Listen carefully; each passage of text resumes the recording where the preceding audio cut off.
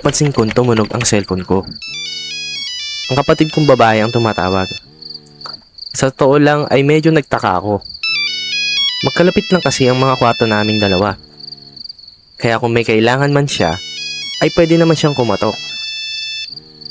Sasagutin ko na sana, pero bago ko pang pindot ang answer button, ay namatay na ang tawag. Mas lalo akong nagtaka. Pero ang iniisip ko ay baka aksidente lang. Baka kasi napindot niya lang habang natutulog. Pero para makasigurado, ay tumayo ako para tingnan kung ano ba talaga ang problema. Paglabas ko ng kwarto, patay na ang ilaw sa hallway. At habang papalapit ako sa pinto ng kwarto niya, dito ako biglang napahinto. May narinig akong malakas na sigaw galing sa kwarto niya. Yung sigaw na parang takot na takot. Kaya nagmadali akong buksan ng pinto. Bakas sa mukha niya ang takot.